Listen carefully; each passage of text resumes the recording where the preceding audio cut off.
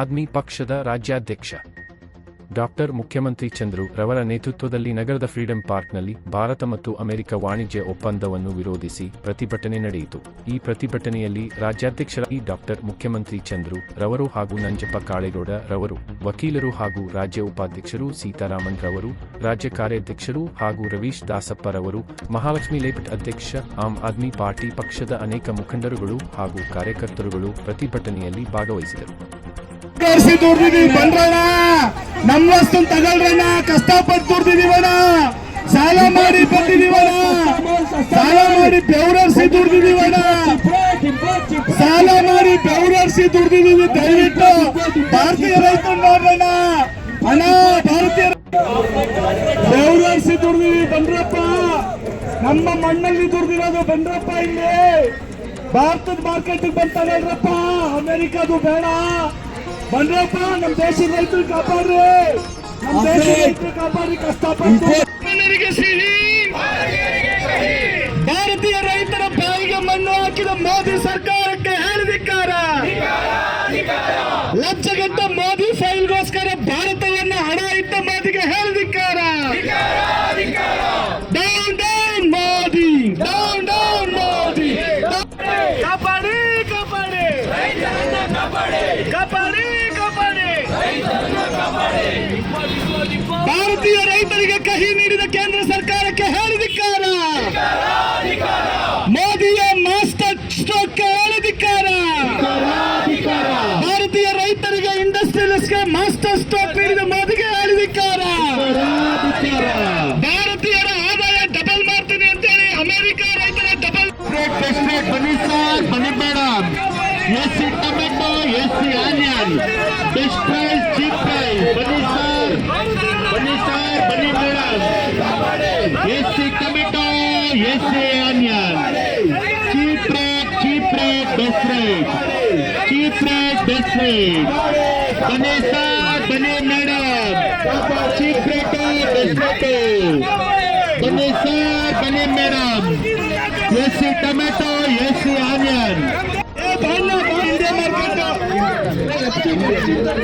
India market ಹಣ ಬಂದ್ರಲ್ಲ. ಇಲ್ಲಿ ನಮ್ಮ ರೈತರು ಉದ್ಧಾರ ಮಾಡ್ರಿ,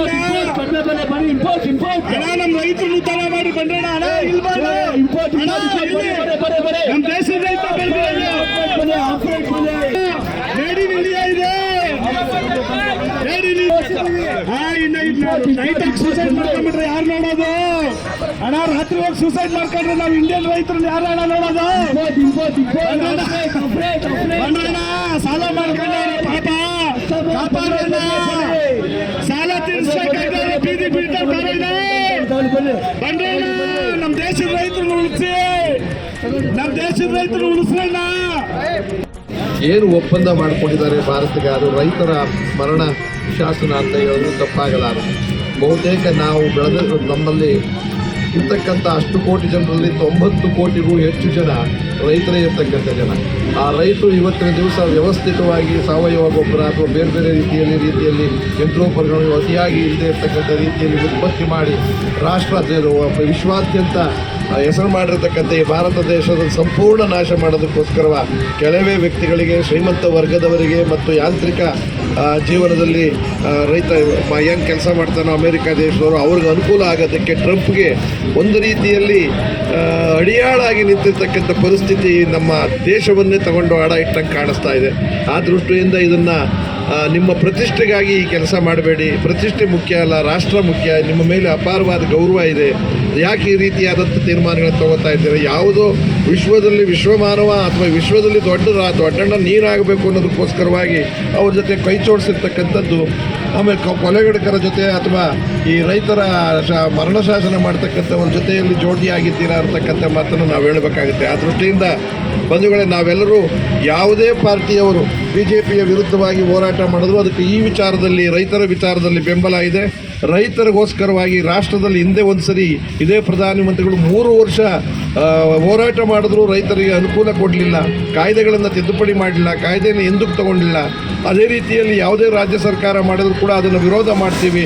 ಕೇಜ್ರಿವಾಲ್ರವರ ಮುಖಂಡತ್ವದಲ್ಲಿ ಆಮ್ ಆದ್ಮಿ ಪಾರ್ಟಿ ಇಲ್ಲಿ ರಾಜ್ಯಾದ್ಯಂತ ನಾವು ಈ ಒಂದು ಕರೆಯನ್ನು ಕೊಡ್ತಾ ಇದ್ದೀವಿ. ರಾಷ್ಟ್ರದಲ್ಲಿ ಎಲ್ಲೇ ಇದು ವಿರೋಧವಾಗಿದ್ದರೂ ಕೂಡ ಅದಕ್ಕೆ ನಮ್ಮ ಬೆಂಬಲ ಇದೆ ಅಂತ ಹೇಳಿ, ಪ್ರಧಾನಿಗಳೇ ನಿಮ್ಮ ಪ್ರತಿಷ್ಠೆಗೆ ಭಾರತೀಯ ರೈತರ ಹಿತಾಸಕ್ತಿ ಕೊಲ್ಲಬೇಡಿ, ಕೊಲ್ಲಬೇಡಿ, ಕೊಲ್ಲಬೇಡಿ, ಇದು ನಮ್ಮ ಇದು ಹೋರಾಟದ ಘೋಷಣೆ. ಮಿತ್ರರೇ, ಈ ದಿನ ನಮ್ಮ ಆಮ್ ಆದ್ಮಿ ಪಾರ್ಟಿ ಕರ್ನಾಟಕ ಘಟಕ ವಿನೂತನವಾಗಿ ಒಂದು ಪ್ರತಿಭಟನೆಯನ್ನು ಹಮ್ಮಿಕೊಂಡಿದ್ದೇವೆ. ಅದರಲ್ಲಿ ನಾವಿಲ್ಲಿ ತೋರಿಸ್ತಾ ಇದ್ದೇವೆ, ನೀವು ನೋಡ್ಬೋದು. ಸ್ವದೇಶಿ ಬೆಳೆದಂಥ ರೈತರ ಗತಿ ಏನು, ವಿದೇಶಿಗಳು ಸನ್ಮಾನ್ಯ ಮೋದಿಯವರು ಮಾಡಿರ್ತಕ್ಕಂಥ ಅಗ್ರಿಮೆಂಟಿಂದ ಆಗ್ತಕ್ಕಂಥ ಅನಾಹುತ ಏನು ಅಂತಕ್ಕಂಥದ್ದು ಇದನ್ನಾಗಿದೆ. ನಾವು ಗುಲಾಮಗಿರಿಯಿಂದ ಆಚೆ ಬಂದು 75 ವರ್ಷ ಆಯಿತು. ಆದರೆ ಆರ್ಥಿಕವಾಗಿ ನಾವು ಗುಲಾಮಗಿರಿಲೇ ಇದ್ವಿ. ಆದರೆ 75 ವರ್ಷದ ನಂತರ ಅಚ್ಚೇ ದಿನ್ ಅಂತೇಳಿ ನಮ್ಮ ರೈತರನ್ನೆಲ್ಲ ಕಚ್ಚೆ ದಿನ ಮಾಡಾಕ್ತಾ ಇದ್ದಾರೆ. ರೈತರನ್ನ ನೇಣಾಕೊಳ್ಳೋ ಸ್ಥಿತಿಗೆ ತಂದಿ. ನಮ್ಮ ರೈತರಿಗೆ ಬೇಕಾಗಿರೋದು ಧನ ಸಹಾಯ ಅಲ್ಲ, ಯಾವ ಸಹಾಯನೂ ಅಲ್ಲ. ನಮಗೆ ರೈತರಿಗೆ ಬೇಕಾಗಿರ್ತಕ್ಕಂಥದ್ದು ನೀರು, ವಿದ್ಯುತ್ ಶಕ್ತಿ ಮತ್ತು ಅವರು ಬೆಳೆದಂಥ ಬೆಳೆಗೆ ಮಾರುಕಟ್ಟೆಯನ್ನು ಕೊಡ್ತಕ್ಕಂಥ ಸರ್ಕಾರ ಬೇಕು. ಅಂಥದ್ರಲ್ಲಿ ನಮ್ಮ ರೈತರು ಸಾಲ ಮಾಡಿ ಕಷ್ಟಪಟ್ಟು ಇಷ್ಟ ಬಂದಂತ ಮಾರುಕಟ್ಟೆಯಲ್ಲಿ ಅವರ ಬೆಲೆಗೆ ಮಾರುವಂತ ದಿನ ಬರೋವರೆಗೂ ರೈತರು ಎಂದು ಉರಿದಾಗಲ್ಲ. ರೈತ ದೇಶದ ಬೆನ್ನೆಲುಬು ಅಂತ ಹೇಳ್ತೀವಿ. ರೈತನ ಬೆನ್ನಿಗೆ ಚೂರಿ ಹಾಕ್ತಕ್ಕಂತ ಕೆಲಸವನ್ನ ಇವತ್ತು ಮೋದಿ ನೇತೃತ್ವದ ಕೇಂದ್ರ ಸರ್ಕಾರ ಮಾಡ್ತಾ ಇದೆ. ಈ ಹಿಂದೆ 3 ಮಾರಣಾಂತಿಕ ರೈತ ವಿರೋಧಿ ಬಿಲ್ಗಳನ್ನ ತಂದು ಸಾಕಷ್ಟು ಹೋರಾಟದ ನಂತರ ಅದನ್ನ ಹಿಂಪಡೆದ್ರು. ಈಗ ಈ ಏನು ಟ್ರಂಪ್ ಇದ್ದಾರೆ, ಅಯೋಗ್ಯನ ಇವರು ಮಂಡಿಯೂರಿದ್ದಾರೆ. ಯಾಕೆ ಮೋದಿ 58 ಇಂಚಿನ ಮೋದಿ ಹಿಂಗಾಗಿದ್ದೇಕೆ ಅಂತ ಈಗ ಹೇಳ್ಬೇಕಾಗಿದೆ ನಮ್ಗೆ. ಮೋದಿಗೆ ಇಲ್ಲಿ ಅವರು ಬರೀ ಪೇಪರ್ ಟೈಗರು. ನೀವು ಮೀಡಿಯಾದವರು ಎಲ್ಲಾರನ್ನೂ ಕೇಳ್ತೀವಿ. 11 ವರ್ಷದಲ್ಲಿ 16 ವರ್ಷದಲ್ಲಿ ಸನ್ಮಾನ್ಯ ಮೋದಿ ಅವರು, ನಮ್ಮ ದೇಶದ ಮಹಾನ್ ಪ್ರಧಾನ ಮಂತ್ರಿಯವರು ಒಂದು ಪ್ರೆಸ್ ಮೀಟ್ ಮಾಡಿಲ್ಲ. ನೀವ್ ಯಾಕೆ ಹೋಗಿ ಯಾರನ್ನೋ ಒಂದು ಪ್ರಶ್ನೆ ಕೇಳಲ್ಲ? ಯಾರು ಮೀಡಿಯಾದವ್ರು ಒಬ್ಬರಿಗೂ ಧೈರ್ಯ ಇಲ್ವಾ? ಮೋದಿ ಅವ್ರನ್ನ ಬನ್ನಿ ಒಂದು ಪ್ರಶ್ನೆ ಕೇಳ್ತೀವಿ, ಉತ್ತರ ಹೇಳಲಿಕ್ಕೆ. ಎಲ್ರು ಗೋಧಿ ಮೀಡಿಯಾನೇ ಆಗ್ಬಿಟ್ಟಿದಾರ. ಸೊ ಮೀಡಿಯಾದವರು ಇದನ್ನ ಕೂಲಂಕುಷವಾಗಿ ಪರಿಶೀಲನೆ ಮಾಡಿ ರೈತರ ಪರವಾಗಿ ನೀವೆಲ್ಲ ಹೋರಾಟ ಮಾಡಬೇಕು.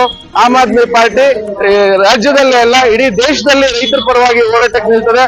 ಇದರ ಜೊತೆಗೆ ಯಾವುದೇ ಬಿಜೆಪಿ ವಿರೋಧಿ ಪಕ್ಷಗಳು ಈ ರೈತ ಪರವಾಗಿ ಹೋರಾಟವನ್ನ ಮಾಡಿದ್ರೆ ಆಮ್ ಆದ್ಮಿ ಪಕ್ಷ ಅವರ ಜೊತೆ ಕೈ ಜೋಡಿಸಿ ಹೋರಾಟವನ್ನ ಮಾಡ್ತದೆ. ನೀವೆಲ್ರೂ ರೈತರು, ಜನಸಾಮಾನ್ಯರು ಎಲ್ಲರೂ ಸಹ, ವಿದ್ಯಾವಂತರು ಸಹ ಈ ರೈತರ ಹೋರಾಟಕ್ಕೆ ರೈತರ ಪರವಾಗಿ ನಿಲ್ಬೇಕು ಅಂತ ವಿನಂತಿ ಮಾಡ್ಕೊಳ್ತೀನಿ. ಅಂಜಪ್ಪ ಕಾಳೇಗೌಡ, ಆಮ್ ಆದ್ಮಿ ಪಕ್ಷದ ಕರ್ನಾಟಕ ರಾಜ್ಯ ಉಪಾಧ್ಯಕ್ಷ. ಇವತ್ತಿನ ದಿವಸ ನಾವು ಫ್ರೀಡಂ ಪಾರ್ಕಲ್ಲಿ ಅಮೆರಿಕ ಭಾರತದ ನಡುವೆ ವ್ಯಾಪಾರ ಒಪ್ಪಂದ ವಿರುದ್ಧ ನಾವು ಪ್ರತಿಭಟನೆ ನಡೆಸ್ತಾ ಇದ್ದೀವಿ. ಈಗ ಒಂದು ಕ್ರಿಕೆಟ್ ಪಂದ್ಯ ಆಗಲಿ, ಏನಾದ್ರು ಒಂದು ಫುಟ್ಬಾಲ್ ಮುಗಿದ ಮೇಲೆ ಒಂದು ಪ್ರೆಸ್ ಮೀಟ್ ಹೇಗಿತ್ತಪ್ಪ ಪಿಚ್ಚು, ಏನ್ ಆಟ ಆಡಿದ್ರಿ, ಗೆದ್ರೋ ಸೋತ್ರೋ, ಯಾತಕ್ ಗೆದ್ರಿ, ಯಾತಕ್ ಅಂತ. ಆದ್ರೆ ನಾವು ಒಂದು ಗುಟ್ಟಲ್ಲಿ ಮಾಡ್ತಾ ಇದ್ರು, ಅವರು ಹೋಗ್ಲಿಲ್ಲ. ಈಗ ಇನ್ನೂ ಗೊತ್ತಿಲ್ಲ ನಮ್ಗೆ. ಒಂದು ಪ್ರೆಸ್ ಕಾನ್ಫರೆನ್ಸ್ ಮೀಟ್ ಮಾಡ್ಬಿಟ್ಟು ತಿಳಿಸ್ಬೇಕು. ಭಾರತ ದೇಶದ 67% ನಮ್ಮ ಪಾಪ್ಯುಲೇಷನ್ ಇದು ರೈತಾಪಿ ಇದರಲ್ಲಿ ವ್ಯವಸಾಯದಲ್ಲಿ ತೊಡಗಿದ್ದಾರೆ. ಅದರಿಂದ 90-95 ಕೋಟಿ ಜನ. ಅಂಥವ್ರಿಗೆ ಒಂದು ದೊಡ್ಡ ಹೊಡೆತ ಆಗಿದೆ ಈ ಭಾರತ ಹಾಗೂ ಅಮೆರಿಕ ಒಪ್ಪಂದ. ಅದರಲ್ಲಿ ಮುಖ್ಯಾಂಶಗಳು ಏನು ಅಂದ್ರೆ, ಟೆಕ್ನಾಲಜಿ ಬಿಟ್ಬಿಡಿ, ಟೆಕ್ನಾಲಜಿ ಏನಾದ್ರು ತಂದ್ರೆ ಸಹ ನಮ್ಗೆ ಅದೇನು ಪ್ರಾಬ್ಲಮ್ ಇಲ್ಲ. ಅದು ನಿಮ್ದು ಚಿಪ್ಸ್ ಆಗ್ಲಿ, ಸಾಫ್ಟ್ವೇರ್ ಆಗ್ಲಿ, ಏರೋಪ್ಲೇನ್ಸ್ ಆಗ್ಲಿ, ಇಂಜಿನ್ ಆಗ್ಲಿ, ಇದೆಲ್ಲ ಆಗುತ್ತೆ. ಆದ್ರೆ ರೈತರಿಗೆ ಇದೊಂದು ದೊಡ್ಡ ಒಂದು ಮರಣ ಶಾಸನ ಆಗಿ ಬಂದಿದೆ. ಯಾಕೆ ಅಂತಂದ್ರೆ ಸೋಯಾ ಮೇಲೆ ಸಹ ಒಂದು 54 ಲಕ್ಷ ಟನ್ ಸೋಯಾ ಉತ್ಪಾದನೆ ಆಗುತ್ತೆ. ಅದನ್ನ ಈಗ ಇಂಪೋರ್ಟ್ ಮಾಡ್ಕೋಬೇಕು, ಭಾರತ ದೇಶಕ್ಕೆ ತಗೊಂಡ್ಬರ್ಬೇಕು. ಅಲ್ಲಿ 0 ಟ್ಯಾರಿಫ್. ನಮ್ಮ ದೇಶದ ರೈತರು ಏನು ಏನಾದ್ರು ಅವ್ರಿಗೆ ಎಕ್ಸ್ಪೋರ್ಟ್ ಮಾಡ್ಬೇಕಾದ್ರೆ ಅದಕ್ಕೆ 18% ಡ್ಯೂಟಿ ಹಾಕ್ತಾರೆ. ಅಲ್ಲಿಂದ ಬರೋದಕ್ಕೆ 0. ಸೋಯಾ ಎಣ್ಣೆ ಸಹ ಅದಕ್ಕೂ ಡ್ಯೂಟಿ 0 ಮಾಡ್ಬಿಟ್ಟಿದ್ದಾರೆ. ನಮ್ಮ ಭಾರತ ದೇಶದಲ್ಲಿ ಇನ್ನು ಸೋಯಾ ಉತ್ಪನ್ನ ಮಾಡೋ ರೈತರೆಲ್ಲ ನೇಣಾಕೊಂಡು ಮರಣ ಶಾಸನ ಅಂತ ಹೇಳಿದ್ನಲ್ಲ, ನೇಣಾಕೊಂಡು ಸಾಯ್ಲೇಬೇಕು. ಅವ್ರ ಆದಾಯ ಕಡಿಮೆ ಆಗ್ತಾ ಇದೆ. ಇನ್ನೊಂದು ದೊಡ್ಡ ವಿಷಯ ಏನು ಅಂತಂದ್ರೆ, ಅಮೆರಿಕಾದಲ್ಲಿ ಪ್ರತಿ ರೈತಂಗೂ ವರ್ಷಕ್ಕೆ 22 ಲಕ್ಷ ರೂಪಾಯಿ ಸಬ್ಸಿಡಿ ಕೊಡ್ತಾರೆ. ನಮ್ಮ ದೇಶದಲ್ಲಿ ರೈತನಿಗೆ ಅವನಿಗೆ ವಾರ್ಷಿಕವೇ ಒಂದು 60-70 ಸಾವಿರ ಅವ್ನ ದುಡಿಮೆ ಆಗುತ್ತೆ. ನೋಡಿ ಎಷ್ಟು ಹೊಡೆತ ಆಗುತ್ತೆ. ಬರೋ ದಿನಗಳಲ್ಲಿ ನಮ್ಮ ರೈತ ನಿಜವಾಗ್ಲೂ ದೊಡ್ಡ ಸಂಕಷ್ಟದಲ್ಲಿದ್ದಾನೆ, ಇನ್ನೂ ಸಂಕಷ್ಟಕ್ಕೆ ಸಿಲುಕ್ತಾನೆ. ನಾವು ಈ ಒಪ್ಪಂದದ ವಿರುದ್ಧ ನಾವು ನಮ್ಮ ಧ್ವನಿ ಎತ್ತಾ ಇದ್ದೀವಿ. ಎಲ್ಲ ದೇಶದ ಎಲ್ಲ ರೈತರಲ್ಲೂ ಎಷ್ಟೋ ಕಡೆ ಈಗಾಗಲೇ ಒಂದು ಪ್ರತಿಭಟನೆ ನಡೀತಾ ಇದೆ. ನಾವು ರೈತರ ಪರವಾಗಿ ಅವ್ರ ಬೆನ್ನೆಲುಬಾಗಿ ನಿಂತಿದ್ದೀವಿ. ಆಮ್ ಆದ್ಮಿ ಪಕ್ಷ, ಬಡವರ ಪಕ್ಷ, ಜನಸಾಮಾನ್ಯರ ಪಕ್ಷ, ಸಾರ್ವಜನಿಕರ ಪಕ್ಷ, ಪ್ರತಿಯೊಬ್ಬರು ಸಾರ್ವಜನಿಕರು ಈ ಭಾರತ ದೇಶದ ಪ್ರತಿಯೊಬ್ಬರು ತಮ್ಮ ತಮ್ಮ ಸೋಷಿಯಲ್ ಮೀಡಿಯಾ ಹ್ಯಾಂಡಲ್ಸ್ ಅಲ್ಲಿ ಈ ಭಾರತ ಅಮೆರಿಕ ಒಪ್ಪಂದ ವಿರುದ್ಧ ಎಲ್ಲರೂ ತಮ್ಮ ತಮ್ಮ ಧ್ವನಿಯನ್ನು ಎತ್ತಬೇಕು. ಇಲ್ಲದೆ ಇದ್ರೆ ನಮ್ಮ ರೈತ ನೇಣು ಹಾಕೊಂಡು ಸಾಯೋದೇನೆ ಗತಿ. ಇನ್ನೊಂದು, ಎಷ್ಟು ಹಾಲಿನ ಉತ್ಪನ್ನ, ಚೀಸ್ ಆಗ್ಲಿ, ಮೊಸರಾಗ್ಲಿ, ಬೆಣ್ಣೆ ಆಗ್ಲಿ, ಹಾಲು, ಇದೆಲ್ಲ ಆ ದೇಶದಿಂದ ಬರುತ್ತೆ. ಅಲ್ಲಿ ಜೆರ್ಸಿ ಕೌ ಅಂತ ಒಂದು ಹಸುನ ಬೆಳೆಸ್ತಾರೆ. ಒಂದೊಂದು ಕೌ ನೋಡಿದ್ರು ಅದು ಒಳ್ಳೆ ಆನೆ ತರ ಇರುತ್ತೆ. ಅದಕ್ಕೆ ಆಕ್ಸಿಟೋಸಿನ್ ಅಂತ ಒಂದು ಇಂಜೆಕ್ಷನ್ ಕೊಡ್ತಾರೆ. ಇಲ್ಲಿ ನಮ್ಮ ಹಸುಗೆ ದಿನಕ್ಕೆ ಒಂದು 4-5 ಲೀಟರ್ ಹಾಲು ಕೊಟ್ರೆ ಅದು 40-50 ಲೀಟರ್ ಹಾಲು ಕೊಡುತ್ತೆ. ಅಲ್ಲಿ ಪ್ರತಿಯೊಬ್ಬರು ರೈತರ ಹತ್ರನೂ 100, 150, 200, 1000 ಎಕರೆ ಜಮೀನಿದೆ. ನೋಡಿ, ನೀವು ಎಕಾನಮಿಕ್ಸ್ ಆಫ್ ಸ್ಕೇಲ್ ಅಂತಾರಲ್ಲ, ಜಾಸ್ತಿ ಉತ್ಪಾದನೆ ಮಾಡಿದ್ರೆ ನಿಮ್ಮ ವೆಚ್ಚ ಪರ್ ಲೀಟರ್ ಕಡಿಮೆ ಆಗುತ್ತೆ. ಸೊ ಅದಕ್ಕೆ ಇಂಥವೆಲ್ಲ ಒಂದು ಕುತಂತ್ರದ ವಿರುದ್ಧ ನಾವು ನಮ್ಮ ಧ್ವನಿಯನ್ನ ಎತ್ತಿ ರೈತರ ಪರವಾಗಿ ನಾವು ಹೋರಾಡ್ತೀವಿ ಅಂತ ಹೇಳಿ 2 ಮಾತನ್ನ ಮುಗಿಸ್ತೀನಿ. ಧನ್ಯವಾದಗಳು. ಜೈ ಹಿಂದ್, ಜೈ ಕರ್ನಾಟಕ. ತಾಯಿ ಭುವನೇಶ್ವರಿ ಆಶೀರ್ವಾದ ಇರಲಿ ಎಲ್ಲರ ಮೇಲೆ. ನಮಸ್ಕಾರ. ನಮಸ್ಕಾರ. ನಾನು ರವೀಶ್ ದಾಸಪ್ಪ, ಮಹಾಲಕ್ಷ್ಮಿ ಲೇಔಟ್ ವಿಧಾನಸಭಾ ಕ್ಷೇತ್ರದ ನಾಲ್ವಡಿ ಕೃಷ್ಣರಾಜ ಒಡೆಯರ್ ಕ್ಷೇತ್ರದಿಂದ ನಾನು ಬರೋ BBA ಚುನಾವಣೆಯಲ್ಲಿ ಸ್ಪರ್ಧೆ ಮಾಡ್ತಾ ಇದ್ದೀನಿ. ಇವತ್ತು ನಮ್ಮ ಭಾರತ ಸರ್ಕಾರದ ನರೇಂದ್ರ ಮೋದಿ ಅವರ ನೇತೃತ್ವದ ಸರ್ಕಾರ ಏನು ರೈತರ ವಿರೋಧ ನೀತಿಯನ್ನು ಏನು ತಂದಿದ್ದಾರೆ, ಆ ನೀತಿಯಿಂದ ಇವತ್ತು ನಮ್ಮ ದೇಶದ ಎಲ್ಲಾ ರೈತರಿಗೆ ಮರಣ ಶಾಸನ ಬರೆದಂತಾಗಿದೆ. ಕಾರಣ ಏನಪ್ಪಾ ಅಂತಂದ್ರೆ, ಅಮೆರಿಕದಲ್ಲಿ ಒಬ್ಬೊಬ್ಬ ರೈತನಿಗೆ ಕನಿಷ್ಠ ಅಂದ್ರೆ 400-500 ಎಕರೆ ಜಮೀನು ಇರ್ತದೆ. ಅವರೆಲ್ಲರೂ ತಂತ್ರಜ್ಞಾನ ಬಳಕೆ ಮಾಡಿಕೊಂಡು ವ್ಯವಸಾಯ ಮಾಡ್ತಾ ಇರ್ತಾರೆ. ಆದ್ರೆ ನಮ್ಮ ದೇಶದ ರೈತರು ಯಾವಾಗಲೂ ಸಾಂಪ್ರದಾಯಿಕ ಕೃಷಿ ಪದ್ಧತಿಯನ್ನು ಅಳವಡಿಕೆ ಮಾಡ್ಕೊಂಡಿರೋದ್ರಿಂದ ಇಲ್ಲಿ 2 ಎಕರೆ, 1 ಎಕರೆ, 3 ಎಕರೆ ಜಮೀನು ಇರ್ತಕ್ಕಂಥ ರೈತರು ಬೆಳೆಯೋ ಪದಾರ್ಥಗಳು ಅಮೆರಿಕದಲ್ಲಿ ಬರ್ತಕ್ಕಂಥ ಪದಾರ್ಥಗಳಿಗೆ ಪೈಪೋಟಿ ನೀಡಲು ಬಹಳ ಕಷ್ಟ ಆಗ್ತಾ ಇದೆ. ಬಿಜೆಪಿ ಯಾವಾಗ್ಲೂ ಸಹ ಮೊದಲಿನಿಂದಲೂ ಸಹ ಬಂಡವಾಳಶಾಹಿಗಳ ಪರವಾಗಿರ್ತಕ್ಕಂಥ ಸರ್ಕಾರ. ಬೇರೆ ಸರ್ಕಾರಗಳಿಗೆ ಹೋಲಿಕೆ ಮಾಡಿದ್ರೆ ಅವ್ರು ಯಾವಾಗ್ಲೂ ಸಹ ಅದಾನಿ ಮುಂತಾದ ದೊಡ್ಡ ದೊಡ್ಡ ಸಂಸ್ಥೆಗಳಿಗೆ ಅವರು ತನ್ನನ್ನು ತಾನು ಮಾರಾಟ ಮಾಡ್ಕೊಳ್ಳುವಂತ ಹೀನ ಕೃತ್ಯ ಕೇಳಿದ್ದಾರೆ. ಇವತ್ತು ಏನು ಕೇಂದ್ರ ಸರ್ಕಾರ ರೈತ ವಿರೋಧಿ ನೀತಿಯನ್ನು ತಂದಿದೆ, ಅದನ್ನು ನಾವು ಘಂಟಾಘೋಷವಾಗಿ ಖಂಡಿಸ್ತೀವಿ. ಬರೋ ದಿನಗಳಲ್ಲಿ ಈ ಸರ್ಕಾರನ ಕಿತ್ತೊಗಿಬೇಕು ಅಂತ ನಾನು ಭಾರತ ದೇಶದ ಎಲ್ಲ ಜನರಲ್ಲಿ ಮನವಿ ಮಾಡ್ಕೊತಾ ಇದ್ದೀನಿ. ಈ ನೀತಿಗಳಿಂದ ಸಂಪೂರ್ಣವಾಗಿ ಭಾರತದಲ್ಲಿರ್ತಕ್ಕಂಥ ಎಲ್ಲ ರೈತರಿಗೆ ಮರಣ ಶಾಸನ ಬರೆದಂತಾಗಿದೆ. ಇಷ್ಟು ಹೇಳಿ ನಾನು ಮಾತು ಮುಗಿಸ್ತಾ ಇದ್ದೀನಿ. ಜೈ ಹಿಂದ್, ಜೈ ಕರ್ನಾಟಕ ಮಾತೆ, ಜೈ